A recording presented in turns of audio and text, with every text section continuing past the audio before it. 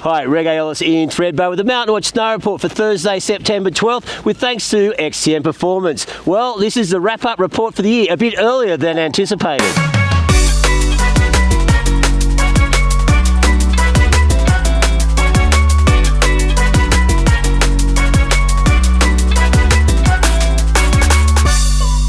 Well, what do you say about this season? Started off a little bit slow.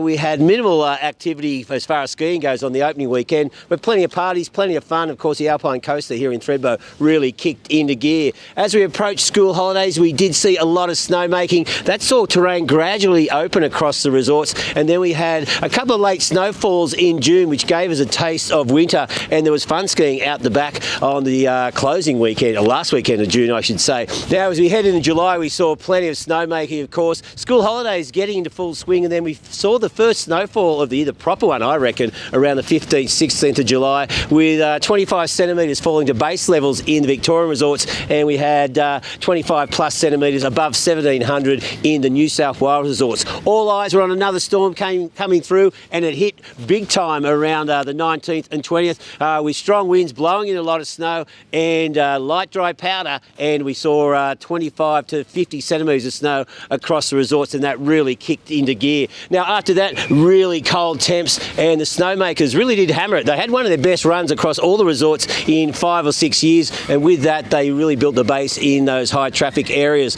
And then after that, well, it was just clear and sunny with no wind. Probably the best run of sunny weather I've seen in years, and the on-piste skiing were absolutely perfect. The groom runs were as good as you get anywhere in the world, and the terrain parks in all resorts were at their peak, and they were super popular, of course, as you'd expect in school holidays. Here in Trebo, we saw Charles Beckinsale. He built the stomping grounds jump. The Australian team training on that in perfect weather, and then the super pipe was built in August, and also Scotty James mini pipe with that Mooks mini pipe.